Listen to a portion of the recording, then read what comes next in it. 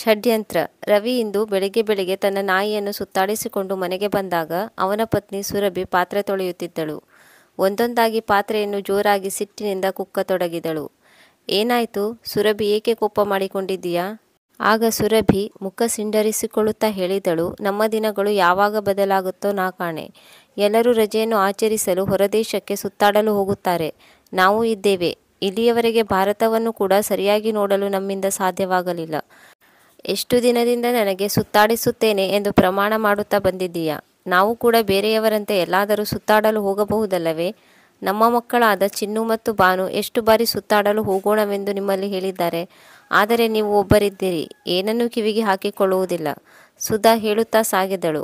ಆದರೆ ರವಿಗೆ ತನ್ನ ಪತ್ನಿಯ ಮಾತುಗಳಿಂದ ಯಾವುದೇ ವ್ಯತ್ಯಾಸವಾಗಲಿಲ್ಲ. ಕೇಳಿದರೂ ಕೇಳಿಸದ ಹಾಗೆ ಮಾಡಿಕೊಂಡು ಪೇಪರ್ ಓದಲು ಕುಳಿತನು. ಮತ್ತೆ ಸುರಭಿ ಹೇಳಿದಳು, ನಿನ್ನೆ ನನ್ನ ಫ್ರೆಂಡನ ಕಾಲ್ ಬಂದಿತ್ತು. ಅವರು ಫ್ರಾನ್ಸ್ ಸುತ್ತಾಡಲು ಹೋಗಿದ್ದಾರಂತೆ. ನೋಡಿಲ್ಲಿ ಐಫಲ್ ಮೇಲೆ ನಿಂತು ಫೋಟೋ ತೆಗೆದು ಕಳಿಸಿದ್ದಾಳೆ. ಮೇಲಿನಿಂದ ಎಷ್ಟೊಂದು ಸುಂದರವಾಗಿ ಕಾಣುತ್ತಿದೆ ಅಲ್ಲವಾ? ಯೋಚಿಸಿ ನೋಡು. ಫೋಟೋದಲ್ಲಿಯೇ ಎಷ್ಟೊಂದು ಸುಂದರವಾಗಿ ಕಾಣುವ ಆ ಸೀನ್ ಅಲ್ಲಿಗೆ ಹೋಗಿ ನೋಡಿದರೆ ಎಷ್ಟು ಸುಂದರವಾಗಿ ಕಾಣಬಹುದು. ಹೀಗೆ ಹೇಳುತ್ತಾ ಸುರಭಿ ತನ್ನ ಗಂಡನಿಗೆ ಫೋಟೋಗಳನ್ನು ತೋರಿಸಿದಳು. ಅದಕ್ಕೆ ರವಿ ಹೇಳಿದನು, ನೋಡು ಸುರಭಿ, ಈ ಹೈ ಸೊಸೈಟಿಯ ಜನರ ಬಗ್ಗೆ ಹೇಳಬೇಕೆಂದರೆ ಅವರಿಗೆ ಏನೆಲ್ಲ ಆಸೆಗಳಿರುತ್ತವೆಯೋ ಅದನ್ನೆಲ್ಲ ಅವರು ಪೂರೈಸಿಕೊಳ್ಳುತ್ತಾರೆ. ಅವರು ತಮ್ಮ ಆಸೆಗಳನ್ನು ಪೂರೈಸಿಕೊಳ್ಳಲು ಲಕ್ಷ ಲಕ್ಷ ಹಣವನ್ನು ಖರ್ಚು ಮಾಡುತ್ತಾರೆ. ಅವರನ್ನು ನಮ್ಮಂಥವರು ಎದುರಿಸುವುದು ಹೇಗೆ?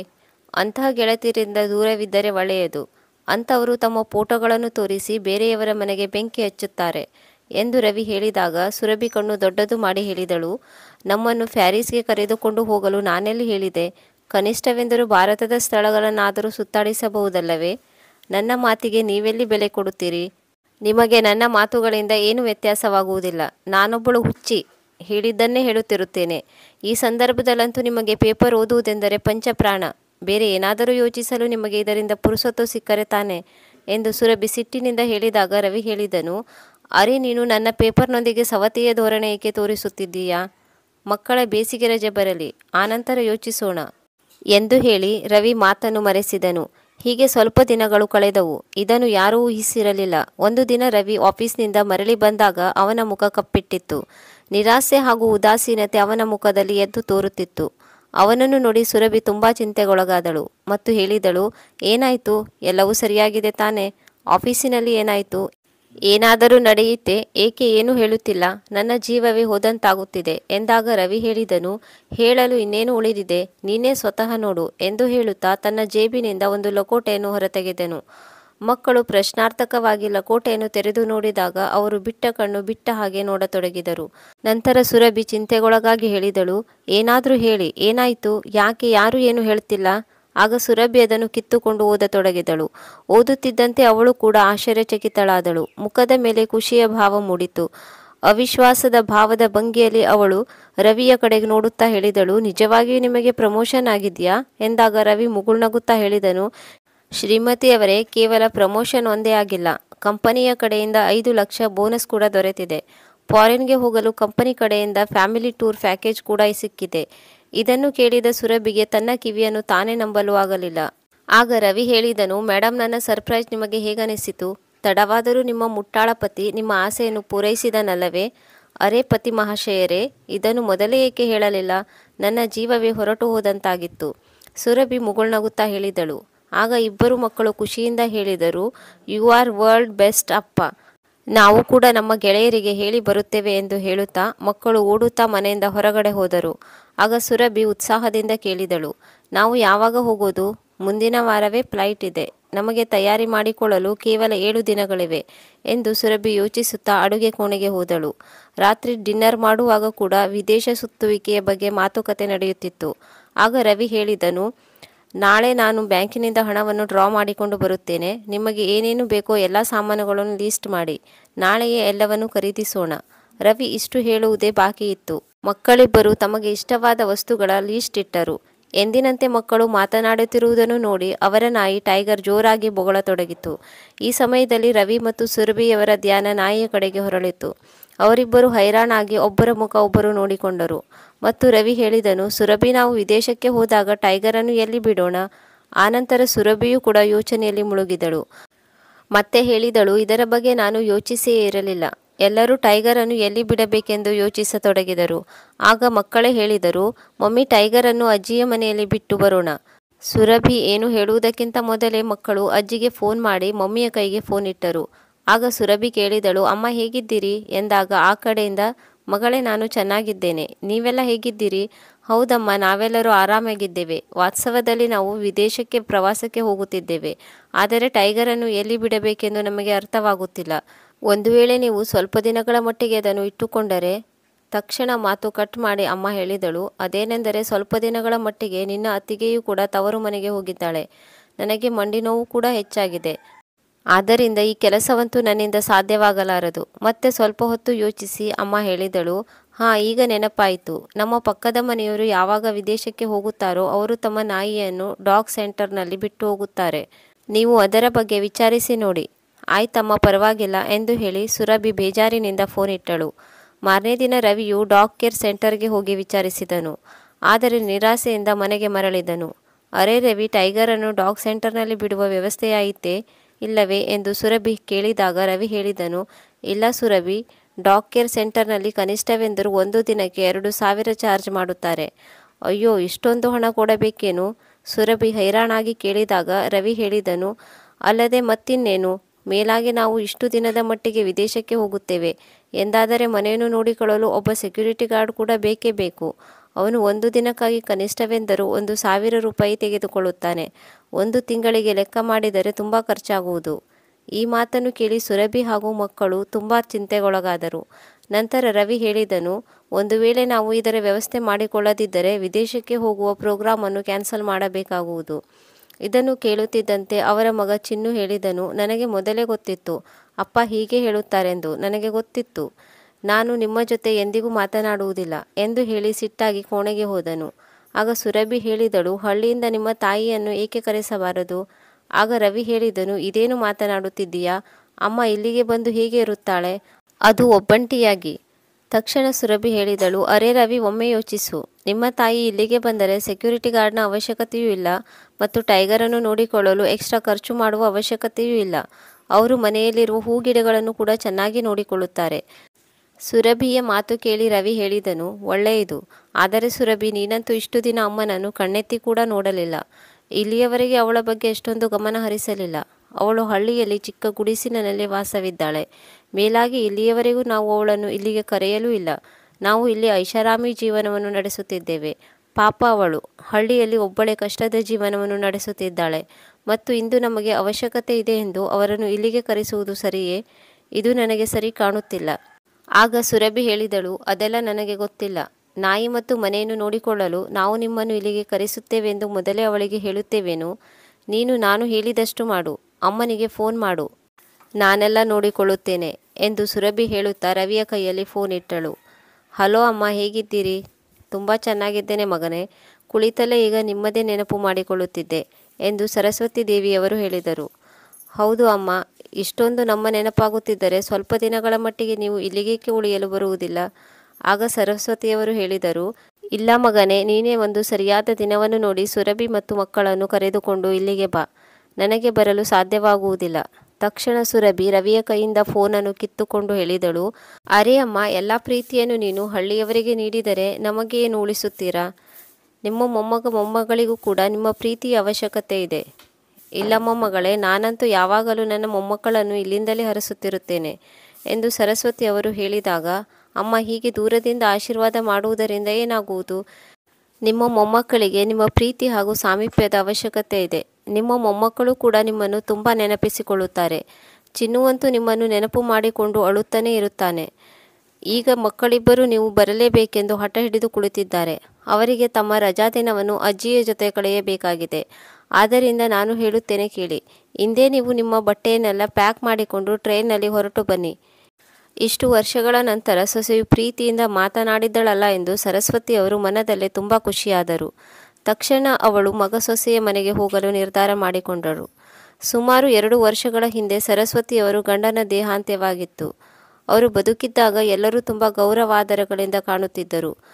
ತುಂಬ ಸರಳ ಸ್ವಭಾವದ ಸರಸ್ವತಿಯವರು ಪತಿ ಹೊರಟು ಹೋದ ಮೇಲೆ ತಮ್ಮ ಹಳ್ಳಿಯ ಮನೆಯಲ್ಲಿ ಒಬ್ಬರೇ ಇರುತ್ತಿದ್ದರು. ಆದರೆ ಹಳ್ಳಿಯ ಪ್ರತಿಯೊಬ್ಬರೂ ಅವರನ್ನು ಚೆನ್ನಾಗಿ ನೋಡಿಕೊಳ್ಳುತ್ತಿದ್ದರು. ಎಲ್ಲಿಯವರೆಗೆಂದರೆ ಹಳ್ಳಿಯ ಮಕ್ಕಳು ಕೂಡ ಅವರನ್ನು ಒಬ್ಬಂಟಿಯಾಗಿರಲು ಬಿಡುತ್ತಿರಲಿಲ್ಲ. ಆಗಾಗ ಅವರ ಬಳಿ ಬಂದು ಎಲ್ಲ ಮಕ್ಕಳು ಕತೆ ಕೇಳುತ್ತಿದ್ದರು. ಹಳ್ಳಿಯಲ್ಲಿ ಯಾರಿಗಾದರೂ ದುಃಖವಾದರೆ, ತೊಂದರೆಯಾದರೆ ಯಾವಾಗಲೂ ಸರಸ್ವತಿಯವರು ಅವರಿಗೆ ಸಹಾಯ ಮಾಡಲು ತಯಾರಾಗುತ್ತಿದ್ದರು. ಆದ್ದರಿಂದ ಹಳ್ಳಿಯ ಪ್ರತಿ ವ್ಯಕ್ತಿಯೂ ಅವರನ್ನು ತುಂಬ ಗೌರವಾದರಗಳಿಂದ ಅವರನ್ನು ನೋಡಿಕೊಳ್ಳುತ್ತಿದ್ದರು. ಅವರ ಗಂಡನ ಪೆನ್ಷನ್ ಕೂಡ ಬರುತ್ತಿತ್ತು. ಅದರಲ್ಲಿ ಪ್ರತಿ ತಿಂಗಳ ಖರ್ಚು ಸರಿದೂಗುತ್ತಿತ್ತು. ಮಗನ ಮನೆಗೆ ಹೋಗುವ ಖುಷಿಯಿಂದ ಸರಸ್ವತಿಯವರು ಬೇಸನ್ ಲಾಡು, ಬರ್ಫಿ ಮತ್ತು ಕೆಲವು ಸ್ನ್ಯಾಕ್ಸ್ಗಳನ್ನು ರೆಡಿ ಮಾಡಿದರು. ತಮ್ಮ ಸಹಾಯಕ್ಕಾಗಿ ಪಕ್ಕದ ಮನೆಯವರನ್ನು ಕೂಡ ಕರೆಸಿದರು. ಮಾರನೇ ದಿನ ತನ್ನ ಮನೆ ಜವಾಬ್ದಾರಿಯನ್ನು ಹಳ್ಳಿಯವರಿಗೆ ಒಪ್ಪಿಸಿ ಸರಸ್ವತಿಯವರು ಟ್ರೈನ್ನಲ್ಲಿ ಕುಳಿತುಕೊಂಡರು. ಸರಿಸುಮಾರು 2 ಗಂಟೆ ಪ್ರಯಾಣದ ನಂತರ ಮಗನ ಸಿಟಿಗೆ ಬಂದು ತಲುಪಿದರು. ಸ್ಟೇಷನ್ಗೆ ಬಂದು ತಲುಪಿದಾಗ ಅವರ ಮಗ, ಸೊಸೆ, ಮೊಮ್ಮಕ್ಕಳು ಅವರಿಗಾಗಿ ಸ್ಟೇಷನ್ನಲ್ಲಿ ಕಾಯುತ್ತಿದ್ದರು. ಟ್ರೈನಿಂದ ಕೆಳಗಿಳಿದಾಗ ಮಗ, ಸೊಸೆ ಅವರ ಕಾಲಿಗೆ ನಮಸ್ಕರಿಸಿ ಆಶೀರ್ವಾದವನ್ನು ಪಡೆದುಕೊಂಡರು. ಇಬ್ಬರು ಮಕ್ಕಳು ಕೂಡ ಓಡುತ್ತಾ ಅವರ ಬಳಿ ಬಂದು ಅಜ್ಜಿ ಅಜ್ಜಿ ಎಂದು ತಬ್ಬಿಕೊಂಡರು. ತನ್ನ ಮಕ್ಕಳ ಪ್ರೀತಿಯನ್ನು ನೋಡಿ ಅವರನ್ನೆಲ್ಲ ತುಂಬು ಪ್ರೀತಿಯಿಂದ ಹರಸಿದರು. ಎಲ್ಲರೂ ಗಾಡಿಯಲ್ಲಿ ಕುಳಿತು ಮನೆಗೆ ಬಂದರು. ಮನೆಯ ಬಾಗಿಲನ್ನು ಓಪನ್ ಮಾಡಿದಾಗ ಅಪರಿಚಿತ ವ್ಯಕ್ತಿಯನ್ನು ನೋಡಿ ಟೈಗರ್ ಬೊಗಳತೊಡಗಿತು. ಆದರೆ ಸರಸ್ವತಿಯವರು ತುಂಬ ಪ್ರೀತಿಯಿಂದ ಟೈಗರ್ನನ್ನು ನೇವರಿಸಿದಾಗ ಅದು ಶಾಂತವಾಯಿತು. ಇದನ್ನು ನೋಡಿ ಸುರಭಿಗೆ ಎಷ್ಟೊಂದು ಖುಷಿಯಾಯಿತೆಂದರೆ ಅವಳಿಗೆ 1 ಗಂಟಿನ ಭಂಡಾರವೇ ಸಿಕ್ಕಷ್ಟು ಖುಷಿಯಾಯಿತು. ಅಷ್ಟಕ್ಕೂ ಅವರು ವಿದೇಶಕ್ಕೆ ಹೊರಟು ಹೋದ ಮೇಲೆ ಟೈಗರ್ನನ್ನು ಸರಸ್ವತಿಯವರೇ ನೋಡಿಕೊಳ್ಳಬೇಕಾಗಿತ್ತು. ಹಳ್ಳಿಯಲ್ಲಿ ಒಂದು ಸಾಮಾನ್ಯ ಜೀವನವನ್ನು ನಡೆಸುತ್ತಿದ್ದ ಸರಸ್ವತಿಯವರು ತನ್ನ ಮಗನ ಐಷಾರಾಮಿಯ ಜೀವನವನ್ನು ನೋಡಿ ಅಚ್ಚರಿಗೊಂಡನು. ರವಿಯು ಎಲ್ಲ ರೀತಿಯಿಂದಲೂ ಅವರನ್ನು ಚೆನ್ನಾಗಿ ನೋಡಿಕೊಂಡನು. ಅದರಲ್ಲೂ ಇಬ್ಬರು ಮೊಮ್ಮಕ್ಕಳು ತಮ್ಮ ಅಜ್ಜ ಅಜ್ಜಿಯನ್ನು ಚೆನ್ನಾಗಿ ನೋಡಿಕೊಂಡರು. 3-4 ದಿನ ಹೀಗೆ ಕಳೆಯಿತು. ಹೀಗೆ ಒಂದು ದಿನ ಸುರಭಿಯು ಎಲ್ಲ ಕೆಲಸಗಳನ್ನು ಸರಸ್ವತಿ ಅವರಿಗೆ ತಿಳಿಸಿ ಹೇಳತೊಡಗಿದಳು. ಟೈಗರ್ನಿಗೆ ತಿನ್ನಲು ಏನು ಇಷ್ಟ, ಅವನ ಆಹಾರವನ್ನು ಎಲ್ಲಿಡಲಾಗಿದೆ, ರೇಷನ್ ಸಾಮಾನುಗಳು ಎಲ್ಲಿವೆ ಮುಂತಾಗಿ ಎಲ್ಲ ವಿಷಯವನ್ನು ತಿಳಿ ಹೇಳಿದಳು. ಮತ್ತೆ ಹೇಳಿದಳು, ಅಮ್ಮ, ಬೆಳಿಗ್ಗೆ ಸಂಜೆ ಟೈಗರ್ನನ್ನು ಸುತ್ತಾಡಲು ಪಾರ್ಕಿಗೆ ಕರೆದುಕೊಂಡು ಹೋಗಿ. ನಿಮ್ಮ ಆರೋಗ್ಯವು ಕೂಡ ಚೆನ್ನಾಗಿರುವುದು ಮತ್ತು ಟೈಗರ್ ಮನೆಯಲ್ಲಿ ಗಲೀಜು ಮಾಡುವುದಿಲ್ಲ. ಸುರಭಿಯ ಮಾತುಗಳನ್ನು ಕೇಳಿಸಿಕೊಳ್ಳುತ್ತಿದ್ದ ಸರಸ್ವತಿಯವರು ಒಮ್ಮೆ ಹೇಳಿದ ಕೆಲಸವನ್ನು ಅರ್ಥ ಮಾಡಿಕೊಂಡರೆ ಮತ್ತೊಮ್ಮೆ ಪ್ರಶ್ನಾರ್ಥಕವಾಗಿ ಸೊಸೆಯ ಕಡೆ ನೋಡತೊಡಗಿದರು. ಸ್ವಲ್ಪ ಹೊತ್ತಿನಲ್ಲಿ ಸರಸ್ವತಿಯವರು ಹೇಳಿದರು, ಎಲ್ಲವನ್ನೂ ನನಗೆ ತಿಳಿ ಹೇಳಿ ಒಳ್ಳೆಯದೇ ಮಾಡಿದೆ ಮಗಳೇ. ಇದಾದ ಮೇಲೆ ನೀನು ನೋಡುತ್ತಿರು, ನಾನು ನಿಮ್ಮೆಲ್ಲರಿಗೂ ಸ್ವಾದಿಷ್ಟವಾದ ಅಡುಗೆಯನ್ನು ಮಾಡಿ ಬಡಿಸುತ್ತೇನೆ. ಅರೆ, ಮತ್ತೊಂದು ವಿಷಯ ನನಗೆ ಮರೆತೇ ಹೋಯಿತು. ಈ ಹಾಳಾದ ಮರೆವು. ನಾನು ಹಳ್ಳಿಯಿಂದ ಬರುವಾಗ ನಿಮಗಾಗಿ ನನ್ನ ಕೈಯಾರೆ ಲಡ್ಡು ಮತ್ತು ಬರ್ಫಿಯನ್ನು ಮಾಡಿಕೊಂಡು ಬಂದಿದ್ದೇನೆ. ಈಗಲೇ ತರುತ್ತೇನೆ, ಮಕ್ಕಳಿಗೆ ಇಷ್ಟವಾಗುವುದು ಎಂದು ಹೇಳಿ ತನ್ನ ಬ್ಯಾಗಿನಿಂದ ಸಾಮಾನುಗಳನ್ನು ತೆಗೆದುಕೊಂಡು ಬಂದಳು ಮತ್ತು ಖುಷಿಯಿಂದ ಚಿನ್ನು ಹಾಗೂ ಭಾನುವಿಗೆ ತಿನ್ನಿಸತೊಡಗಿದಳು. ಆಗ ಸರಸ್ವತಿ ಅವರು ಅಲ್ಲಿ ಕೆಲವೊಂದು ಬ್ಯಾಗ್ಗಳನ್ನು ಇಟ್ಟಿರುವುದನ್ನು ನೋಡಿದರು. ಅದನ್ನು ನೋಡುತ್ತಲೇ ಹೈರಾಣಾಗಿ ಕೇಳಿದರು, ಇದೇನು ಮಗಳೇ, ಎಲ್ಲಾದರೂ ಹೋಗುತ್ತಿದ್ದೀರಾ? ಆಗ ಸುರಭಿ ಬಡಬಡಿಸುತ್ತಾ ಹೇಳಿದಳು, ಅಮ್ಮ, ಅದೇನೆಂದರೆ ನಿಮ್ಮ ಮಗನಿಗೆ ಆಫೀಸ್ನ ಕೆಲಸಕ್ಕಾಗಿ ವಿದೇಶಕ್ಕೆ ಹೋಗಬೇಕಾಗಿದೆ. ಆದ್ದರಿಂದ ಮಕ್ಕಳು ಕೂಡ ತಾವು ವಿದೇಶಕ್ಕೆ ಬರುತ್ತೇವೆ ಎಂದು ಹಠ ಹಿಡಿದರು. ಅದಕ್ಕಾಗಿ ಅವರನ್ನು ಸುತ್ತಾಡಲು ಕರೆದುಕೊಂಡು ಹೋಗುತ್ತಿದ್ದೇವೆ. ಅದರಿಂದ ನಾನು ಕೂಡ ಅವರ ಜೊತೆ ಹೋಗುತ್ತಿದ್ದೇನೆ. ಸ್ವಲ್ಪ ದಿನಗಳ ಮಟ್ಟಿಗೆ ನೀವು ಮನೆಯನ್ನು ಚೆನ್ನಾಗಿ ನೋಡಿಕೊಳ್ಳಿ. ಸರಸ್ವತಮ್ಮನವರು ಇದನ್ನು ಕೇಳಿ ಅಚ್ಚರಿಗೊಂಡರು. ಆಗ ರವಿ ಹೇಳಿದನು, ಅಮ್ಮ, ಅದೇನೆಂದರೆ ನಾವು ನಾಳೆ ಬೆಳಗ್ಗೆ ಹೊರಡಬೇಕು. ನಾವು ಬರುವವರೆಗೆ ಎಲ್ಲವನ್ನೂ ನೀವು ಸರಿಯಾಗಿ ನೋಡಿಕೊಳ್ಳಿ. ನಾವು 10-12 ದಿನಗಳಲ್ಲಿ ಮರಳಿ ಮನೆಗೆ ಬರುತ್ತೇವೆ ಎಂದು ಹೇಳಿ ಎಲ್ಲರೂ ತಮ್ಮ ತಮ್ಮ ತಯಾರಿಯಲ್ಲಿ ತೊಡಗಿಕೊಂಡರು. ಮಾರನೇ ದಿನ ಸರಸ್ವತಮ್ಮನವರನ್ನು ಟೈಗರ್ ಜೊತೆ ಮನೆಯಲ್ಲಿಯೇ ಬಿಟ್ಟು ಎಲ್ಲರೂ ಏರ್ಪೋರ್ಟ್ಗೆ ಹೋದರು. ಇದನ್ನು ನೋಡಿ ಸರಸ್ವತಮ್ಮನವರಿಗೆ ಸ್ವಲ್ಪವೂ ಇಷ್ಟವಾಗಲಿಲ್ಲ. ಆದರೆ ಸ್ವಲ್ಪ ದಿನಗಳ ಮಟ್ಟಿಗಿನ ಮಾತು ಎಂದು ಸರಸ್ವತಮ್ಮನವರು ತಮಗೆ ತಾವೇ ಸಮಾಧಾನ ಹೇಳಿಕೊಂಡರು. ಬೆಳಿಗ್ಗೆ ಸ್ನಾನ ಮಾಡಿಸಿ ಟೈಗರ್ನನ್ನು ಪ್ರೀತಿಯಿಂದ ನೋಡಿಕೊಂಡರು. ಸುರಭಿ ಹೇಳಿದಂತೆ ಟೈಗರ್ನ ಊಟವನ್ನು ಬಟ್ಟಲಲ್ಲಿ ಹಾಕಿದರು. ಟೈಗರ್ ಮುಂದೆ ಬಟ್ಟಲನ್ನು ಹಿಡಿದು ಅಲ್ಲೇ ಕುಳಿತುಕೊಂಡರು. ಆದರೆ ಟೈಗರ್ ಊಟ ಮಾಡಲು ತಯಾರಾಗಲಿಲ್ಲ. ಬಹುಶಃ ಅದು ಎಲ್ಲರೂ ಹೊರಟು ಹೋಗಿದ್ದಾರೆ ಎಂದು ದುಃಖಪಡುತ್ತಿತ್ತು. ಸರಸ್ವತಮ್ಮನವರು ಟೈಗರ್ನನ್ನು ಪ್ರೀತಿಯಿಂದ ನೇವರಿಸಿದರು. ತಮ್ಮ ಪ್ಲೇಟ್ನಿಂದ ಒಂದು ರೊಟ್ಟಿಯ ತುಣುಕನ್ನು ಪ್ರೀತಿಯಿಂದ ಟೈಗರ್ನ ಬಾಯಲ್ಲಿ ಇಟ್ಟರು. ಆಗ ಟೈಗರ್ ಕೂಡ ತನ್ನ ಮುನಿಸನ್ನು ಬಿಟ್ಟು ಪ್ರೀತಿಯಿಂದ ಅವರ ಜೊತೆ ಊಟ ಮಾಡತೊಡಗಿದ. ಸರಸ್ವತಿಯವರು ಯಾರೊಂದಿಗಾದರೂ ಮಾತನಾಡಬೇಕೆಂದರೆ ಅವರು ಟೈಗರ್ ಜೊತೆ ಮಾತನಾಡುತ್ತಾ ನಕ್ಕು ಬಿಡುತ್ತಿದ್ದರು.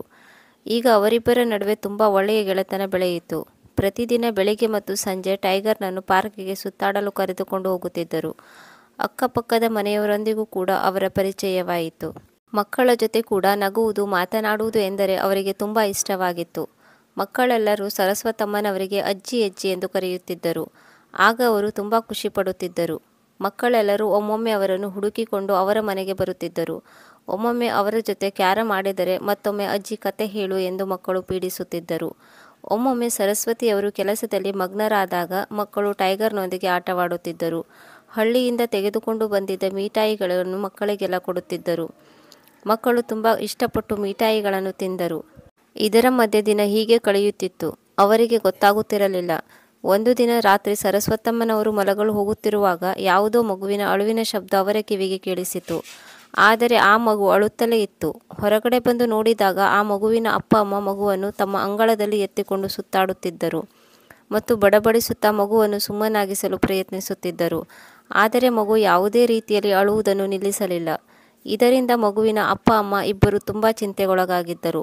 ಅಮ್ಮನನ್ನು ನೋಡಿ, ಅಮ್ಮ, ನಮ್ಮ ಮಗುವಿಗೆ ಏನಾಗಿದೆಯೋ ಗೊತ್ತಿಲ್ಲ, ಮಗು ಅಷ್ಟೊತ್ತಿಂದ ಅಳುತ್ತಿದೆ. ಮಗುವಿನ ಅಮ್ಮ ಸರಸ್ವತಮ್ಮನವರಿಗೆ ಹೇಳಿದರು. ತಕ್ಷಣ ಸರಸ್ವತಮ್ಮನವರು ಮಗುವನ್ನು ಮನೆಯ ಒಳಗಡೆ ಕರೆದುಕೊಂಡು ಬಂದು ಮಗುವಿಗೆ ಹೊಕ್ಕಳಿಗೆ ಮತ್ತು ಹೊಟ್ಟೆಯ ಮೇಲೆ ಹಿಂಗನ್ನು ಹಚ್ಚತೊಡಗಿದರು. ಸ್ವಲ್ಪ ಹೊತ್ತಿನಲ್ಲಿ ಮಗು ಸುಮ್ಮನಾಯಿತು ಮತ್ತು ಸರಸ್ವತಮ್ಮನವರು ಮಗುವಿನ ಜೊತೆ ಅದರ ಭಾಷೆಯಲ್ಲಿ ಮಾತನಾಡತೊಡಗಿದರು. ಮಗು ಜೋರಾಗಿ ನಗತೊಡಗಿತು. ಮಗುವಿನ ಅಪ್ಪ ಅಮ್ಮ ಇದನ್ನು ನೋಡಿ ತುಂಬ ಹೈರಾಣಾದರು ಮತ್ತು ಹೇಳಿದರು, ಅಮ್ಮ, ನೀವಂತೂ ಒಳ್ಳೆಯ ಜಾದೂಗಾರರಂತೆ ತೋರುತ್ತಿದ್ದೀರಿ. ಮಗು ನಿಮ್ಮ ಬಳಿ ಬಂದ ತಕ್ಷಣ ಸುಮ್ಮನಾಯಿತು ಮತ್ತು ಈಗ ಆಟವಾಡುತ್ತಿದೆ. ಮಗುವಿನ ಅಪ್ಪ ಅಮ್ಮ ಇಬ್ಬರು ಸರಸ್ವತಮ್ಮನವರಿಗೆ ಅವರು ಮಾಡಿದ ಉಪಕಾರಕ್ಕೆ ಧನ್ಯವಾದ ಹೇಳುತ್ತಲೇ ಇದ್ದರು. ಆಗ ಸರಸ್ವತಮ್ಮನವರು ಹೇಳಿದರು, ಮಗಳೇ, ಚಿಕ್ಕ ಮಕ್ಕಳಿಗೆ ಕೆಲವೊಮ್ಮೆ ಹೊಟ್ಟೆಯಲ್ಲಿ ಗ್ಯಾಸ್ ಆಗಿ ಅಳಲು ಶುರು ಮಾಡುತ್ತವೆ. ಅದೇ ಕಾರಣಕ್ಕಾಗಿ ಮಕ್ಕಳು ಏನೇ ಮಾಡಿದರೂ ಸುಮ್ಮನಾಗುವುದಿಲ್ಲ. ಮಗುವಿಗೆ ಏನೋ ಆಗಿದೆ ಎಂದು ಚಿಂತಿತರಾಗುತ್ತೇವೆ. ಈಗ ನೀವು ಆರಾಮಾಗಿ ಹೋಗಿ ಮಲಗಿ ಎಂದು ಹೇಳಿ ಸರಸ್ವತಮ್ಮನವರು ಕೂಡ ಮನೆಯ ಒಳಗೆ ಬಂದರು ಮತ್ತು ಯೋಚಿಸಿದರು, ನನ್ನ ಮಗ, ಸೊಸೆ, ಮೊಮ್ಮಕ್ಕಳು ವಿದೇಶಕ್ಕೆ ಹೋಗಿ ತುಂಬ ದಿನಗಳೇ ಕಳೆದವು. ಆದರೆ ಅವರು ಇಲ್ಲಿಯವರೆಗೂ ಏಕೆ ಮರಳಿ ಬರಲಿಲ್ಲ ಮತ್ತು ಫೋನ್ ಕೂಡ ಮಾಡಲಿಲ್ಲ. ತಮ್ಮ ಮಗ, ಸೊಸೆ ಮತ್ತು ಮೊಮ್ಮಕ್ಕಳು ಹೇಗಿದ್ದಾರೆ ಮತ್ತು ಯಾವಾಗ ಬರುತ್ತಾರೆ ಎಂದು ಕೇಳಲು ತಮ್ಮ ಮಗ ರವಿಗೆ ಕಾಲ್ ಮಾಡಿದರು. ಆದರೆ ರವಿ ಕಾಲ್ ಕನೆಕ್ಟ್ ಆಗಲಿಲ್ಲ. ಮಕ್ಕಳು ಯಾವಾಗ ಮರಳಿ ಬರುತ್ತಾರೋ ಗೊತ್ತಿಲ್ಲ. ಕೆಲವು ದಿನಗಳ ಮಟ್ಟಿಗೆ ಹೋಗಿ ಬರುತ್ತೇವೆ ಎಂದು ನನ್ನಲ್ಲಿ ಹೇಳಿ ಹೋಗಿದ್ದರು. ಹೀಗೆ ಯೋಚಿಸುತ್ತಾ ಸರಸ್ವತಮ್ಮನವರು ಹಾಸಿಗೆ ಮೇಲೆ ಮಲಗಿಕೊಂಡರು. ಒಂದು ದಿನ ಸರಸ್ವತಮ್ಮನವರು ಟೈಗರ್ನನ್ನು ಕರೆದುಕೊಂಡು ಪಾರ್ಕಿಗೆ ಹೋದಾಗ ಅಲ್ಲಿ ಸುರಭಿಯ ಗೆಳತಿ ಮಂಜುಳಾ ಕೂಡ ಬಂದಿದ್ದಳು. ಅಪರಿಚಿತ ವಯಸ್ಸಾದ ಮಹಿಳೆಯನ್ನು ನೋಡಿ ಅವಳು ಅಚ್ಚರಿಗೊಂಡಳು. ಆಗ ಪಕ್ಕದ ಮನೆ ಮಹಿಳೆ ಸರಸ್ವತಮ್ಮನವರ ಬಗ್ಗೆ ಅವಳಿಗೆ ಹೇಳಿದರು. ಇವರು ಸುರಭಿಯ ಅತ್ತೆ, ಹಳ್ಳಿಯಿಂದ ಬಂದಿದ್ದಾರೆ ಎಂದಾಗ ಮಂಜುಳಾ ಸರಸ್ವತಮ್ಮನವರನ್ನು ಪರಿಚಯ ಮಾಡಿಕೊಳ್ಳಲು ಬಂದಳು. ನಮಸ್ಕಾರ ಆಂಟಿ, ನಾನು ಸುರಭಿಯ ಗೆಳತಿ, ಇಲ್ಲಿ ಹತ್ತಿರದಲ್ಲೇ ವಾಸವಿದ್ದೇನೆ ಎಂದು ಮಂಜುಳಾ ಹೇಳಿದಳು. ಸರಸ್ವತಮ್ಮನವರು ನಗುತ್ತಾ ಅವಳಿಗೆ ಆಶೀರ್ವಾದ ಮಾಡಿದರು. ಆಗ ಮಂಜುಳಾ ಹೇಳಿದಳು, ಆಂಟಿಯವರೇ, ನೀವು ತುಂಬ ಒಳ್ಳೆಯ ಕೆಲಸ ಮಾಡಿದ್ದೀರಿ. ನೀವು ಇಲ್ಲಿಗೆ ಬರದೇ ಹೋಗಿದ್ದರೆ ನನ್ನ ಗೆಳತಿ ಸುರಭಿ ವಿದೇಶಕ್ಕೆ ಸುತ್ತಾಡುವ ಕನಸು ಕನಸಾಗಿಯೇ ಇರುತ್ತಿತ್ತು. ಆಗ ಸರಸ್ವತಮ್ಮನವರು ಅಚ್ಚರಿಗೊಂಡು ಕೇಳಿದರು, ಮಗಳೇ, ನನಗೆ ಏನೂ ಅರ್ಥವಾಗುತ್ತಿಲ್ಲ, ಏನು ಹೇಳುತ್ತಿದ್ದೀಯಾ? ಆಗ ಮಂಜುಳಾ ಹೇಳಿದಳು, ಒಳ್ಳೆಯದು, ಅದನ್ನು ಬಿಡಿ. ಅವರು ಯಾವಾಗ ಹಿಂತಿರುಗಿ ಬರುತ್ತಾರೆ? ಮಗಳೇ, ನನಗೆ ಅದ್ಯಾವುದೂ ಗೊತ್ತಿಲ್ಲ. 10 ದಿನಗಳಲ್ಲಿ ಮರಳಿ ಬರುತ್ತೇವೆ ಎಂದು ಅವರು ಹೇಳಿದ್ದರು. ಆದರೆ 2 ವಾರವಾದರೂ ಅವರ ಪತ್ತೆ ಇಲ್ಲ. ಆಗ ಮಂಜುಳಾ ಹೇಳಿದಳು, ಇಲ್ಲ ಆಂಟಿಯವರೇ, ಸುರಭಿ ನನ್ನಲ್ಲಿ ಹೇಳಿದಳು, ಕನಿಷ್ಠವೆಂದರೂ 1 ತಿಂಗಳು ಆಗುತ್ತದೆ ಎಂದಿದ್ದಳು. ಆಗ ಸರಸ್ವತಮ್ಮನವರು ಇನ್ನೂ ಚಕಿತಗೊಂಡು ಹೇಳಿದರು, 1 ತಿಂಗಳು? ನನಗಂತೂ ಅವರು ಆದಷ್ಟು ಬೇಗ ಬಂದು ಬಿಡುತ್ತವೆ ಎಂದು ಹೇಳಿದ್ದರು. ಆಂಟಿಯವರೇ, ನೀವು ತಪ್ಪಾಗಿ ತಿಳಿದುಕೊಂಡಿದ್ದೀರಿ ಎಂದು ತೋರುತ್ತದೆ. ಒಳ್ಳೆಯದು, ನಾನೇನು ಬರುತ್ತೇನೆ. ಇಷ್ಟು ಹೇಳಿ ಮಂಜುಳಾ ಅಲ್ಲಿಂದ ಹೊರಟು ಹೋದಳು. ಆದರೆ ಸರಸ್ವತಮ್ಮನವರು ದೀರ್ಘವಾದ ಆಲೋಚನೆಯಲ್ಲಿ ಮುಳುಗಿದರು. ಟೈಗರನ್ನು ಕರೆದುಕೊಂಡು ಅವರು ಮರಳಿ ಮನೆಗೆ ಬರತೊಡಗಿದರು.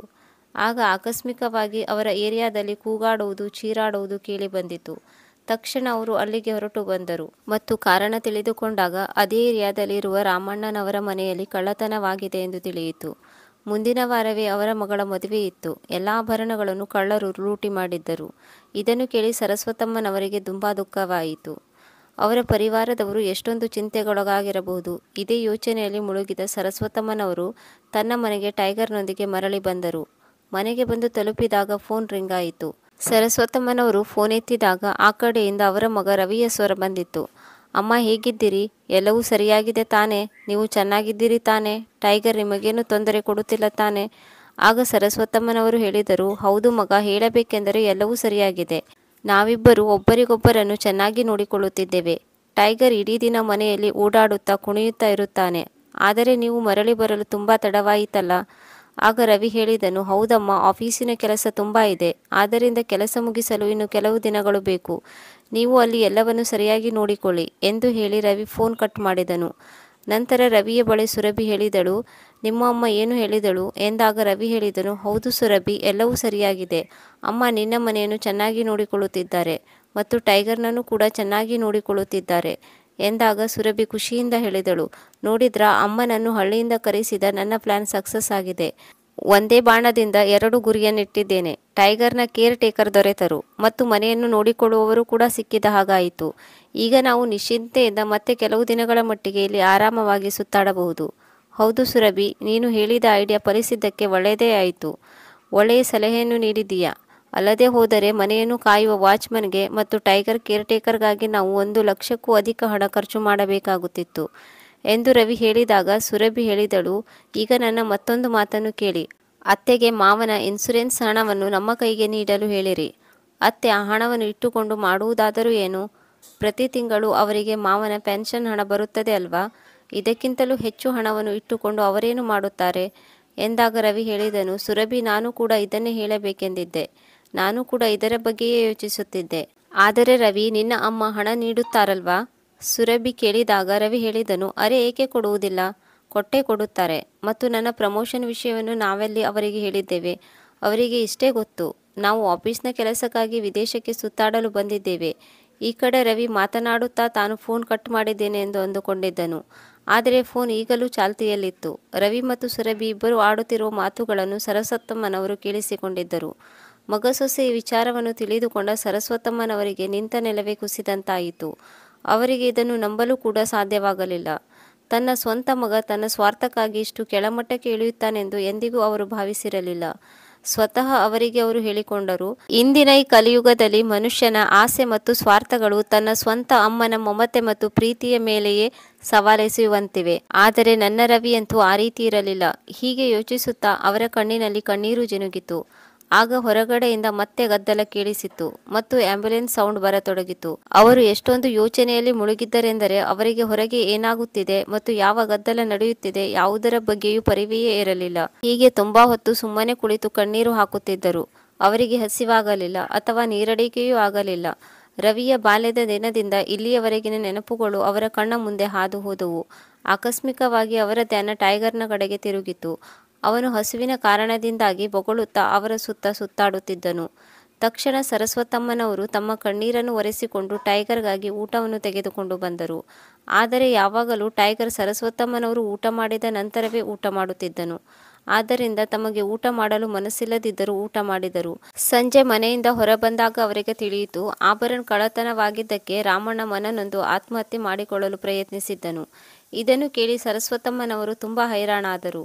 ಮಾರನೇ ದಿನ ರಾಮಣ್ಣನವರು ಆಸ್ಪತ್ರೆಯಿಂದ ಮನೆಗೆ ಬಂದಾಗ ಸರಸ್ವತಮ್ಮನವರು ರಾಮಣ್ಣನನ್ನು ಭೇಟಿಯಾಗಲು ಹೋದರು ಮತ್ತು ರಾಮಣ್ಣನವರಿಗೆ ತಿಳಿ ಹೇಳಿದರು, ನೋಡೋಣ, ಜೀವನದಲ್ಲಿ ಏರಿಳಿತಗಳು ಇದ್ದೇ ಇರುತ್ತವೆ.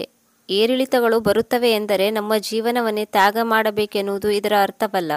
ಆಗ ರಾಮಣ್ಣ ಹೇಳಿದರು, ಇಲ್ಲಮ್ಮ, ನಿನಗೆ ನನ್ನ ಪರಿಸ್ಥಿತಿ ಏನೆಂಬುದು ಗೊತ್ತಿಲ್ಲ. ನಾನು ಎಂತಹ ದುಃಖದಲ್ಲಿದ್ದೇನೆ ಎಂದು ನಿಮಗೆ ಗೊತ್ತಿಲ್ಲ. ನಾನು ಪ್ರತಿದಿನ ಕೂಲಿ ಮಾಡಿ ಪೈಸೆ ಪೈಸೆ ಹಣವನ್ನು ಮನೆಗೆ ತರುತ್ತಿದ್ದೆ. ಅದರಿಂದ ನಮ್ಮ ಖರ್ಚುಗಳು ಕೂಡ ಸರಿದೂಗುತ್ತಿರಲಿಲ್ಲ. ತುಂಬ ಕಷ್ಟಪಟ್ಟು ಮಗಳ ಮದುವೆಗಾಗಿ ಸ್ವಲ್ಪ ಹಣವನ್ನು ಕೂಡಿಟ್ಟು ಆಭರಣಗಳನ್ನು ಕೂಡ ಮಾಡಿಸಿದ್ದೆ. ಆದರೆ ಭಗವಂತನಿಗೆ ನಮ್ಮ ಈ ಖುಷಿಯನ್ನು ಕೂಡ ನೋಡಲು ಸಾಧ್ಯವಾಗಲಿಲ್ಲ. ಈಗ ಮಗಳ ಮದುವೆ ಹೇಗೆ ನಡೆಯುತ್ತದೆ? ನಾನೇನು ಮಾಡಬೇಕೆಂದು ಅರ್ಥವಾಗುತ್ತಿಲ್ಲ. ರಾಮಣ್ಣನವರು ಬಿಕ್ಕಿ ಬಿಕ್ಕಿ ಅಳತೊಡಗಿದರು. ಇದನ್ನು ಕೇಳಿ ಸರಸ್ವತಮ್ಮನವರ ಮನ ಕರಗಿತು ಮತ್ತು ಹೇಳಿದರು, ನೀವೇನು ಚಿಂತೆ ಮಾಡಬೇಡಿ. ಭಗವಂತನ ಮೇಲೆ ವಿಶ್ವಾಸವಿಡಿ, ಎಲ್ಲವೂ ಸರಿಯಾಗುವುದು. ಒಬ್ಬ ಹೆಣ್ಣು ಮಗಳ ತಂದೆಯ ಅಸಹಾಯಕತೆಯನ್ನು ನೋಡಿ ಅವರ ಮನ ಕರಗಿತು. ಅವರಿಗೆ ಸುಮ್ಮನಿರಲು ಆಗಲಿಲ್ಲ. ಮಾರನೇ ದಿನವೇ ಅವರು ತಮ್ಮ ಹಳ್ಳಿಗೆ ಫೋನ್ ಮಾಡಿದರು. ಪಕ್ಕದ ಮನೆಯವರಿಗೆ 1 ಲಕ್ಷ ರೂಪಾಯಿಯನ್ನು ಕಳುಹಿಸಲು ಹೇಳಿದರು. ಊರಿಗೆ ಬಂದ ಮೇಲೆ ಅದನ್ನು ಮರಳಿಸುತ್ತೇನೆ ಎಂದು ಕೂಡ ಹೇಳಿದ್ದರು. ಈಗ ಹಳ್ಳಿಯಲ್ಲಿ ಸರಸ್ವತಮ್ಮನವರ ಮಾತನ್ನು ಯಾರೂ ಅಲ್ಲಗಳೆಯುತ್ತಿರಲಿಲ್ಲ. ಮಾರನೇ ದಿನವೇ ಹಣ ಅವರ ಬಳಿಗೆ ಬಂದು ತಲುಪಿತು. ಹಣವನ್ನು ತೆಗೆದುಕೊಂಡು ಸರಸ್ವತಮ್ಮನವರು ರಾಮಣ್ಣನವರ ಮನೆಗೆ ಹೋದರು. ಎಲ್ಲ ಹಣವನ್ನು ರಾಮಣ್ಣನ ಕೈಗಿಟ್ಟರು. ಇದನ್ನು ನೋಡಿ ರಾಮಣ್ಣ ಹೇಳಿದರು, ಇದೇನು, ಇದರ ಒಳಗಡೆ ಏನಿದೆ ಎಂದು ಓಪನ್ ಮಾಡಿ ನೋಡಿದಾಗ ಹೈರಾಣಾದರು ಮತ್ತು ಹೇಳಿದರು, ಇಷ್ಟೊಂದು ಹಣವೇ? ಆಗ ಸರಸ್ವತಮ್ಮನವರು ಹೇಳಿದರು, ಈಗಂತೂ ನಿಮ್ಮ ಮಗಳ ಮದುವೆಯಾಗುತ್ತದೆ ಅಲ್ಲವೇ? ಆಗ ರಾಮಣ್ಣ ಹೇಳಿದರು, ಬೇಡ ಬೇಡ, ನಾನು ಈ ಹಣವನ್ನು ತೆಗೆದುಕೊಳ್ಳಲು ಸಾಧ್ಯವಿಲ್ಲ.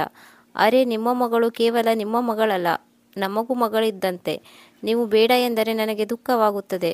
ನನ್ನನ್ನು ನಿಮ್ಮ ಅಕ್ಕನೆಂದು ತಿಳಿದು ಈ ಹಣವನ್ನು ಇಟ್ಟುಕೊಳ್ಳಿ ಎಂದು ಸರಸ್ವತಮ್ಮನವರು ಹೇಳಿದಾಗ ರಾಮಣ್ಣನವರು ಕಂಬನಿ ಮಿಡಿಯುತ್ತಾ ಹೇಳಿದರು, ನಿಮ್ಮ ಈ ಋಣವನ್ನು ನಾವು ಹೇಗೆ ತೀರಿಸಬೇಕು ಎಂದಾಗ ಸರಸ್ವತಮ್ಮನವರು ಹೇಳಿದರು, ನಾನು ಒಬ್ಬಳು ಮನುಷ್ಯಳಾಗಿ ಮತ್ತೊಬ್ಬರಿಗೆ ಸಹಾಯ ಮಾಡುವುದರಲ್ಲಿ ಯಾವುದೇ ಋಣದ ಪ್ರಶ್ನೆ ಇಲ್ಲ. ಅಕ್ಕಪಕ್ಕದ ಎಲ್ಲರೂ ಸರಸ್ವತಮ್ಮನವರ ಈ ನಡತೆಯನ್ನು ತುಂಬ ಹೊಗಳಿದರು. ಸರಸ್ವತಮ್ಮನವರ ಸಹಾಯ ಹಸ್ತವನ್ನು ನೋಡಿ ಉಳಿದ ನೆರೆಹೊರೆಯವರು ಕೂಡ ರಾಮಣ್ಣನ ಸಹಾಯಕ್ಕೆ ಬಂದರು. ರಾಮಣ್ಣನವರ ಮಗಳ ಮದುವೆಯು ತುಂಬ ಚೆನ್ನಾಗಿ ಸಂಪನ್ನವಾಯಿತು. ಸರಸ್ವತಮ್ಮನವರು ತುಂಬ ನೆಮ್ಮದಿಯಿಂದ ಮನೆಗೆ ಬಂದು ಕುಳಿತುಕೊಂಡಿದ್ದರು. ಅಷ್ಟರಲ್ಲಿ ಅವರ ಸೊಸೆಯ ಫೋನ್ ಬಂದಿತು. ನಾವು ಸಂಜೆಯವರೆಗೆ ಮನೆಗೆ ಬಂದು ತಲುಪುತ್ತೇವೆ. ಅಡುಗೆಯನ್ನು ಮಾಡಿ ಇಡಿ. ಇಡೀ ಮನೆಯನ್ನು ಚೆನ್ನಾಗಿ ಸ್ವಚ್ಛ ಮಾಡಿ ಇಡಿ. ನಾನು ಮನೆಯನ್ನು ಬಿಟ್ಟು ಹೋಗುವಾಗ ಮನೆ ಹೇಗಿತ್ತೋ ಹಾಗೇ ಇರಬೇಕು. ಸರಸ್ವತಮ್ಮನವರು ಆಯಿತು ಮಗಳೇ ಎಂದು ಫೋನ್ ಇಟ್ಟರು. ಮಾರನೇ ದಿನ ಸರಸ್ವತಮ್ಮನವರು ಸ್ವಲ್ಪ ಬೇಗನೆ ಎದ್ದಿದ್ದರು. ಇಂದು ಅವರ ಗಂಡನ ವರ್ಷಾಂತಿಕವಾಗಿತ್ತು. ಆದ್ದರಿಂದ ಮಂದಿರಕ್ಕೆ ಹೋಗುವುದಕ್ಕಾಗಿ ಆದಷ್ಟು ಬೇಗ ಸ್ನಾನ ಮಾಡಿ ತಯಾರಾದರು. ಕಾರ್ಯ ಮಾಡುವುದಕ್ಕಾಗಿ ಅಡುಗೆ ಕೋಣೆಗೆ ಹೋಗಿ ಪುರಿ ಹಲ್ವಾ ಮಾಡತೊಡಗಿದರು. ಕೆಲವೊಂದಿಷ್ಟು ಭೋಜನವನ್ನು ಬಡವರಿಗಾಗಿ ಹಂಚಲು ಕೂಡ ತಯಾರು ಮಾಡಿದರು. ಟೈಗರ್ನನ್ನು ಮನೆಯಲ್ಲಿಯೇ ಬಿಟ್ಟು ಮಂದಿರಕ್ಕೆ ಹೊರಟರು. ಭಗವಂತನಿಗೆ ನಮಸ್ಕರಿಸಿ ನಂತರ ಪುರೋಹಿತರ ಸಮ್ಮುಖದಲ್ಲಿ ಪತಿದೇವರ ಕಾರ್ಯವನ್ನು ಕೂಡ ಮಾಡಿದರು. ಗಂಡನ ಆತ್ಮಕ್ಕಾಗಿ ಶಾಂತಿಗಾಗಿ ಪ್ರಾರ್ಥಿಸಿದರು. ಮಂದಿರದಿಂದ ಹೊರಬಂದಾಗ ಎಲ್ಲ ಬಡಬಗ್ಗರಿಗೆ ಊಟವನ್ನು ಕೂಡ ಹಂಚಿದರು.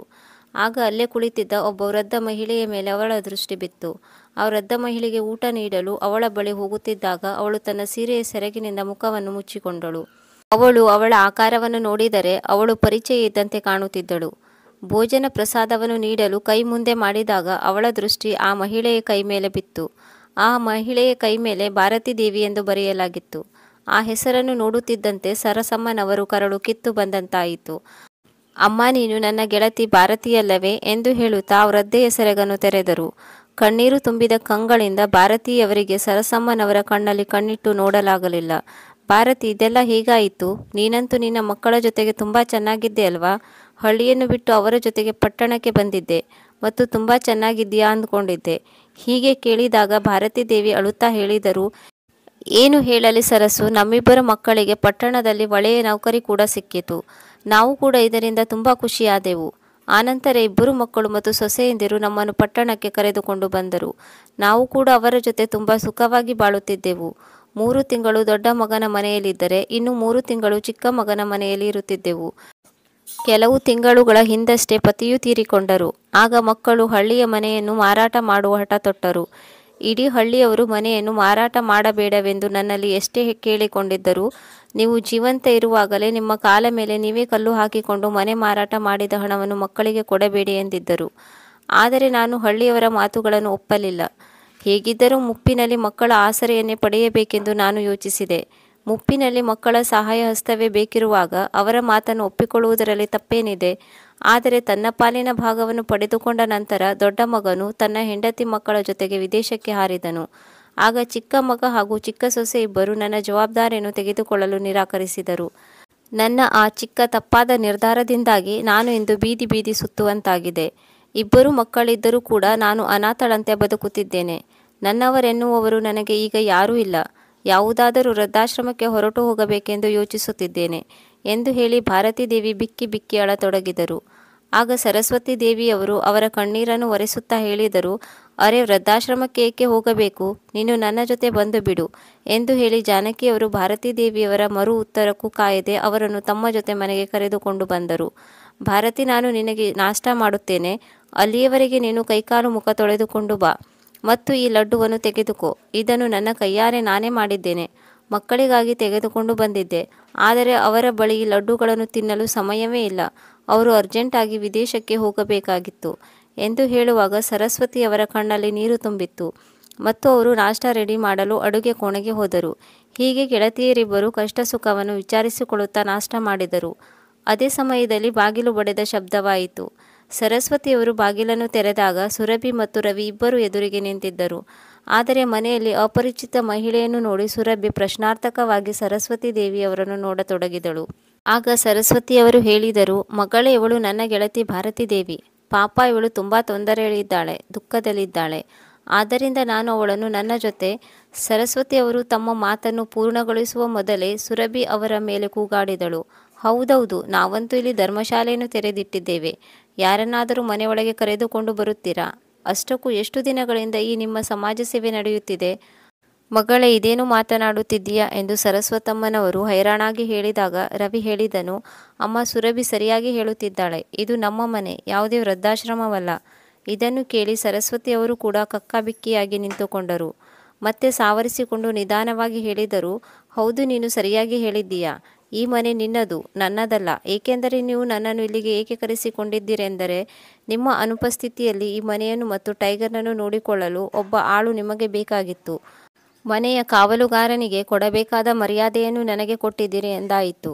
ಅಂದ ಮೇಲೆ ನಾನು ಯಾವ ಹಕ್ಕಿನಿಂದ ನನ್ನ ಗೆಳತಿಯನ್ನು ಇಲ್ಲಿಗೆ ಕರೆದುಕೊಂಡು ಬರಲಿ? ಈಗ ಈ ಮನೆಯ ಮಾಲೀಕರು ಮರಳಿ ಬಂದ ಮೇಲೆ ಇಲ್ಲಿ ಕಾವಲುಗಾರ್ತಿಯ ಕೆಲಸವಾದರೂ ಏನಿದೆ? ಬಹುಶಃ ನಿಮ್ಮಂಥವರ ಮನೆಯಲ್ಲಿ ನಮ್ಮಂಥವರಿಗೆ ಜಾಗವಿಲ್ಲದೆ ಇರಬಹುದು. ಆದರೆ ನನ್ನ ಹಳ್ಳಿಯಲ್ಲಿ ಮತ್ತು ಹಳ್ಳಿಯವರ ಹೃದಯದಲ್ಲಿ ಯಾವಾಗಲೂ ನಮ್ಮಂಥವರಿಗೆ ಬೇಕಾದಷ್ಟು ಜಾಗವಿದೆ. ಇಂದು ಸಂಜೆಯೇ ನನ್ನ ಗೆಳತಿಯನ್ನು ಕರೆದುಕೊಂಡು ಹಳ್ಳಿಗೆ ಹೊರಟು ಹೋಗುತ್ತೇನೆ. ಹೀಗೆ ಹೇಳುವಾಗ ಸರಸ್ವತಮ್ಮನವರ ಕಣ್ಣಿನಲ್ಲಿ ಕಣ್ಣೀರು ಇಳಿಯಿತು. ಆಗ ಚಿನ್ನು ಮತ್ತು ಭಾನು ಇಬ್ಬರು ಓಡಿ ಬಂದು ಅವರನ್ನು ತಬ್ಬಿಕೊಂಡರು ಮತ್ತು ಅಳುತ್ತಾ ಹೇಳಿದರು, ಬೇಡ ಅಜ್ಜಿ, ನೀವು ನಮ್ಮನ್ನು ಬಿಟ್ಟು ಹೋಗಬೇಡಿ. ಮಕ್ಕಳ ಮುಗ್ಧ ಮಾತುಗಳನ್ನು ಕೇಳಿ ಸರಸ್ವತಮ್ಮನವರು ಇಬ್ಬರನ್ನು ಮುದ್ದು ಮಾಡುತ್ತಾ ಹೇಳಿದರು, ಮಕ್ಕಳೇ, ನಾನು ನಿಮ್ಮನ್ನು ಭೇಟಿಯಾಗಬೇಕಿತ್ತು. ನಿಮ್ಮನ್ನು ಭೇಟಿಯಾದೆ, ನನಗೆ ಇಷ್ಟೇ ಸಾಕು. ನನ್ನ ಪ್ರೀತಿ ಹಾಗೂ ಆಶೀರ್ವಾದ ಯಾವಾಗಲೂ ನಿಮ್ಮ ಮೇಲಿರುತ್ತದೆ. ನಾನು ಹೇಳುವ ಒಂದು ಮಾತನ್ನು ಯಾವಾಗಲೂ ನೆನಪಿಟ್ಟುಕೊಳ್ಳಿ. ಜೀವನದ ಎಲ್ಲ ಹಂತಗಳಲ್ಲೂ ತಿರುವಿನಲ್ಲೂ ಅಪ್ಪ ಅಮ್ಮ ನಮ್ಮವರೇ ಆಗಿರುತ್ತಾರೆ. ಅವರು ನಿಜಕ್ಕೂ ನಿಸ್ವಾರ್ಥ ಭಾವದಿಂದ ತಮ್ಮ ಮಕ್ಕಳ ಸೇವೆ ಮಾಡುತ್ತಾರೆ. ಎಲ್ಲ ಕಷ್ಟ ನಷ್ಟಗಳಲ್ಲೂ ತಮ್ಮ ಮಕ್ಕಳ ಜೊತೆ ನಿಲ್ಲುತ್ತಾರೆ. ಇದಕ್ಕೆ ಬದಲಾಗಿ ಅವರು ತಮ್ಮ ಮಕ್ಕಳಿಂದ ಯಾವುದನ್ನು ಬಯಸುವುದಿಲ್ಲ. ಕಣ್ಣು ಮುಚ್ಚಿಕೊಂಡು ಅವರು ತಮ್ಮ ಮಕ್ಕಳ ಮೇಲೆ ವಿಶ್ವಾಸವಿಡುತ್ತಾರೆ. ಆದ್ದರಿಂದ ನೀವಿಬ್ಬರು ಎಂದಿಗೂ ನಿಮ್ಮ ಅಪ್ಪ ಅಮ್ಮನ ವಿಶ್ವಾಸವನ್ನು ಮುರಿಯಬೇಡಿ. ಏಕೆಂದರೆ ಒಮ್ಮೆ ವಿಶ್ವಾಸ ಕಳೆದುಕೊಂಡರೆ ಅಪ್ಪ ಅಮ್ಮನಿಗೆ ತುಂಬ ದುಃಖವಾಗುತ್ತದೆ. ಸರಸ್ವತಿಯವರ ಮಾತುಗಳನ್ನು ಕೇಳಿ ಸುರಭಿ ಮತ್ತು ರವಿಯವರಿಗೆ ತಮ್ಮ ತಪ್ಪಿನ ಅರಿವಾಯಿತು. ಆಗ ಸರಸ್ವತಮ್ಮನವರು ತಮ್ಮ ಸೊಸೆ ಸುರಭಿಗೆ ಹೇಳಿದರು, ನೋಡಮ್ಮ ಮಗಳೇ, ನೀನು ಹೋಗುವಾಗ ಮನೆಯನ್ನು ಹೇಗೆ ಬಿಟ್ಟು ಹೋಗಿದ್ದೀಯೋ ಹಾಗೆ ನಿನ್ನ ಮನೆ ಇದೆ. ಇಷ್ಟಾದ ಮೇಲೆಯೂ ಈ ಕೆಲಸದ ಆಳಿನಿಂದ ಏನಾದರೂ ಸಣ್ಣ ಪುಟ್ಟ ತಪ್ಪಾಗಿದ್ದರೆ ನನ್ನನ್ನು ಕ್ಷಮಿಸಿಬಿಡಿ.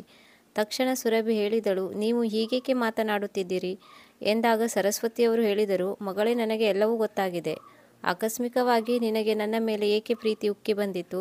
ತುಂಬ ಪ್ರೀತಿಯಿಂದ ನೀವು ನನ್ನನ್ನು ಇಲ್ಲಿಗೆ ಏಕೆ ಕರೆಸಿಕೊಂಡಿದ್ದೀರಿ? ಇದೆಲ್ಲವನ್ನು ನಾನು ಅರ್ಥ ಮಾಡಿಕೊಳ್ಳಲಾರದಷ್ಟು ದಡ್ಡಳಲ್ಲ. ಆಗ ರವಿ ಹೇಳಿದನು, ಅಮ್ಮ, ನಾವು ತುಂಬ ಯೋಚಿಸಿದೆವು, ಆದರೆ ಏನು ಮಾಡಬೇಕೆಂದು ನಮಗೆ ಹೊಳೆಯಲಿಲ್ಲ. ಆಗ ಸರಸ್ವತಿಯವರು ಹೇಳಿದರು, ಇಲ್ಲಿಯವರೆಗೆ ನೀನು ನಿನ್ನ ಅಮ್ಮನ ಪ್ರೀತಿಯನ್ನು ಅರ್ಥ ಮಾಡಿಕೊಳ್ಳಲಿಲ್ಲವೆಂದು ಯೋಚಿಸಿ ನನಗೆ ತುಂಬ ದುಃಖವಾಗುತ್ತಿದೆ. ಮತ್ತು ಮಗಳೇ, ನೀನು ಕೂಡ ಒಬ್ಬಳು ಅಮ್ಮನಾಗಿ ಇನ್ನೊಬ್ಬ ಅಮ್ಮನ ಮಮತೆಯ ಜೊತೆಗೆ ಹೀಗೆ ಆಟವಾಡಿದೆಯಲ್ಲ. ಒಂದು ವೇಳೆ ನನಗೆ ಮೊದಲೇ ಎಲ್ಲ ಸತ್ಯವನ್ನು ಹೇಳಿದ್ದರೆ ನಾನು ನಿಮ್ಮ ಸಹಾಯಕ್ಕೆ ಬರುತ್ತಿರಲಿಲ್ಲವೇನು? ನಾನಂತೂ ನಿಮಗಾಗಿ ನನ್ನ ಜೀವವನ್ನಾದರೂ ಕೊಡಲು ತಯಾರಿದ್ದೆ. ಹಾಗಿದ್ದಾಗಲೂ ನನ್ನ ಭಾವನೆಗಳ ಜೊತೆಗೆ ಏಕೆ ಆಟವಾಡಿದಿರಿ? ಮತ್ತು ಮತ್ತೊಂದು ವಿಷಯ, ನಿನ್ನ ತಂದೆಯ ವಿಮೆಯ ಹಣದ ಮೇಲೆ ನೀನು ಕಣ್ಣಿಟ್ಟಿದ್ದರೆ ಅದಕ್ಕಾಗಿ ಮತ್ತೊಂದು ಹೊಸ ನಾಟಕ ಆಡಬೇಡ. ನೀನು ಯಾವಾಗ ಕೇಳುತ್ತೀಯೋ ಆಗ ನಿನಗೆ ಕೊಡುತ್ತೇನೆ. ಸರಸ್ವತಿಯವರ ಈ ಮಾತುಗಳನ್ನು ಕೇಳಿ ರವಿ ಮತ್ತು ಸುರಭಿ ಇಬ್ಬರಿಗೂ ನಾಚಿಕೆಯಿಂದಾಗಿ ತಾವು ನಿಂತ ನೆಲವೇ ಕುಸಿದು ಹೋಗುತ್ತಿದೆ ಏನೋ ಎಂದು ಅನಿಸಿತು. ಹೆಚ್ಚು ಸಮಯ ವ್ಯರ್ಥ ಮಾಡದೆ ಸರಸ್ವತಿಯವರು ತಮ್ಮ ಬ್ಯಾಗನ್ನು ಎತ್ತಿಕೊಂಡು ತಕ್ಷಣ ಮನೆಯಿಂದ ಹೊರಟು ಬಂದರು. ಆಗ ರವಿ ಮತ್ತು ಸುರಭಿಯ ಕಣ್ಣುಗಳಲ್ಲಿ ಕಣ್ಣೀರು ಇಳಿಯಿತು. ಅದೇ ಸಮಯದಲ್ಲಿ ಪಕ್ಕದ ಮನೆಯವರು ಕೂಡ ಅಲ್ಲಿಗೆ ಬಂದರು ಮತ್ತು ಹೇಳಿದರು, ಅಮ್ಮ, ನೀವು ಇಲ್ಲಿಂದ ಹೊರಟು ಹೋಗುತ್ತಿದ್ದೀರಾ? ನೀವಿಲ್ಲಿದ್ದರೆ ನಮಗೆ ಯಾವುದೇ ತೊಂದರೆ ಇಲ್ಲ. ನಮ್ಮ ಅತ್ತೆ ಮಾವ ಇಲ್ಲ. ನಿಮ್ಮಲ್ಲೇ ನಾನು ನನ್ನ ಅತ್ತೆ ಮಾವನ ಮಮತೆಯನ್ನು ಕಂಡುಕೊಂಡಿದ್ದೆ. ಈಗ ನೀವು ಕೂಡ ಹೊರಟು ಹೋಗುತ್ತಿರುವಿರೇನು? ರಾಮಣ್ಣನವರು ಕೂಡ ಅಲ್ಲಿಗೆ ಬಂದರು ಮತ್ತು ಹೇಳಿದರು, ನೀವು ನನಗೆ ಮಾಡಿದ ಉಪಕಾರವನ್ನು ನಾನು ಜೀವನ ಪರ್ಯಂತ ಮರೆಯಲಾರೆ ಎಂದು ಹೇಳುತ್ತಾ ಅವರು ಸರಸ್ವತಿಯವರ ಪಾದಕ್ಕೆ ಎರಗಿದರು. ಆಗ ಸರಸ್ವತಿಯವರು ನಗುತ್ತಾ ಹೇಳಿದರು, ಇಲ್ಲ, ನಾನೇನು ದೊಡ್ಡ ಉಪಕಾರ ಮಾಡಿಲ್ಲ. ನೀವೇ ನಿಮ್ಮ ಸೇವೆ ಮಾಡುವ ಅವಕಾಶವನ್ನು ನನಗೆ ನೀಡಿ ಉಪಕಾರ ಮಾಡಿದ್ದೀರಿ.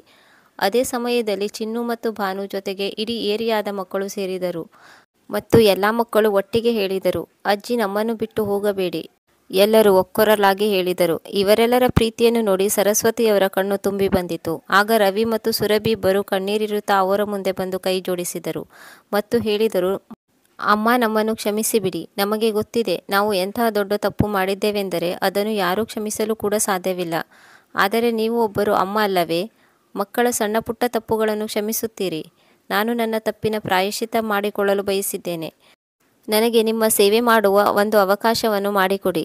ಆಗ ಸುರಭಿ ಹೇಳಿದಳು, ಅಮ್ಮ, ನಮ್ಮನ್ನು ಬಿಟ್ಟು ಹೋಗಬೇಡಿ. ನೀವಿಬ್ಬರೂ ಇಲ್ಲೇ ಇರಿ. ನಾನು ನಿಮಗೆ ಭಾಷೆ ನೀಡುತ್ತೇನೆ. ಇನ್ನು ಮುಂದೆ ಎಂದಿಗೂ ನಮ್ಮ ಮೇಲೆ ನೀವು ಕಂಪ್ಲೇಂಟ್ ಮಾಡುವ ಅವಕಾಶವನ್ನು ಮಾಡಿಕೊಡುವುದಿಲ್ಲ. ಆಗ ಸರಸ್ವತಿಯವರು ಹೇಳಿದರು, ಮಕ್ಕಳೇ, ನಿಮಗೆ ನಿಮ್ಮ ತಪ್ಪಿನ ಅರಿವಾಗಿದೆ. ನನಗೆ ಅಷ್ಟೇ ಸಾಕು. ಮತ್ತೆ ನಿಮ್ಮ ಮೇಲೆ ನನ್ನ ಯಾವುದೇ ಅಸಮಾಧಾನವಿಲ್ಲ. ಆದರೆ ನಾನು ಹಳ್ಳಿಗೆ ಹೋಗಲೇಬೇಕು. ಅಲ್ಲಿ ನನ್ನ ಸ್ವಂತ ಮನೆ ಇದೆ. ನಾನು ಅಲ್ಲೇ ಇದ್ದರೆ ಮಾತ್ರ ನನಗೆ ಸುಖ ದೊರೆಯುತ್ತದೆ. ನಾವಿಬ್ಬರು ಸಹೋದರಿಯರು ಅಲ್ಲೇ ಇದ್ದು ನಮ್ಮ ಉಳಿದ ಜೀವನವನ್ನು ಕಳೆಯುತ್ತೇವೆ. ಸರಸ್ವತಮ್ಮನವರು ತುಂಬ ಪ್ರೀತಿಯಿಂದ ಎಲ್ಲ ಮಕ್ಕಳ ತಲೆಯನ್ನು ನೇವರಿಸಿದರು. ಎಲ್ಲರಿಗೂ ಆಶೀರ್ವಾದ ಮಾಡಿದರು.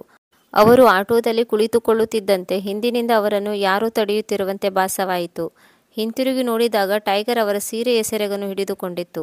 ಟೈಗರ್ನನ್ನು ನೋಡುತ್ತಿದ್ದಂತೆ ಸರಸ್ವತಿಯವರ ಕಣ್ಣು ತುಂಬಿ ಬಂತು. ಈ 1 ತಿಂಗಳಲ್ಲಿ ಅವರಿಗೂ ಮತ್ತು ಟೈಗರ್ಗೂ ತುಂಬ ಗಾಢವಾದ ಸಂಬಂಧ ಬೆಳೆದಿತ್ತು. ಆದರೆ ಅವರು ಇದರಿಂದ ವಿಚಲಿತರಾಗದೆ ತಮ್ಮ ಮನಸ್ಸನ್ನು ಗಟ್ಟಿ ಮಾಡಿಕೊಂಡರು ಮತ್ತು ಸ್ವತಃ ತಾವೇ ಟೈಗರ್ನಿಂದ ತಮ್ಮ ಸೆರಗನ್ನು ಬಿಡಿಸಿಕೊಂಡರು. ಭಾರತೀ ದೇವಿಯೊಂದಿಗೆ ಆಟೋದಲ್ಲಿ ಕುಳಿತರು. ಆಗ ಟೈಗರ್ ಕೂಡ ಅವರ ಬಳಿ ಆಟೋದಲ್ಲಿ ಬಂದು ಕುಳಿತುಕೊಂಡನು. ಎಲ್ಲರೂ ಟೈಗರ್ ಮತ್ತು ಸರಸ್ವತಮ್ಮನವರ ನಡುವಿನ ಪ್ರೀತಿಯನ್ನು ನೋಡಿ ಹೈರಾಣಾದರು. ಸರಸ್ವತಿಯವರು ಟೈಗರ್ಗೆ ತುಂಬ ಮನವೊಲಿಸಲು ಪ್ರಯತ್ನ ಮಾಡಿದರು. ಆದರೂ ಟೈಗರ್ ಸರಸ್ವತಿಯವರ ಮಾತನ್ನು ಕೇಳಲಿಲ್ಲ. ಟೈಗರ್ನ ಈ ರೀತಿಯ ವ್ಯವಹಾರವನ್ನು ನೋಡಿ ಸರಸ್ವತಿಯವರು ಅದನ್ನು ನೇವರಿಸುತ್ತಾ ಹೇಳಿದರು, ಮನುಷ್ಯನು ತನ್ನವರೊಂದಿಗಿನ ಪ್ರೀತಿಯನ್ನು ಅರ್ಥ ಮಾಡಿಕೊಳ್ಳದಿದ್ದರೂ ಮೂಕ ಪ್ರಾಣಿಗಳು ಪ್ರೀತಿಯ ಭಾಷೆಯನ್ನು ಅರ್ಥ ಮಾಡಿಕೊಳ್ಳುತ್ತವೆ.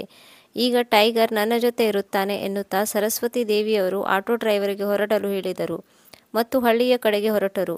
ವೀಕ್ಷಕರೇ, ನಿಮಗೆ ಈ ಕತೆ ಹೇಗನಿಸಿತು? ಲೈಕ್ ಮಾಡಿ, ಶೇರ್ ಮಾಡುವುದರ ಮೂಲಕ ಕಮೆಂಟ್ಗಳನ್ನು ನೀಡಿ. ಸಬ್ಸ್ಕ್ರೈಬ್ ಮಾಡಿ, ಚಾನಲ್ಗೆ ಪ್ರೋತ್ಸಾಹ ನೀಡಿ. ಮುಂದಿನ ಕಥೆಯೊಂದಿಗೆ ಭೇಟಿಯಾಗೋಣ.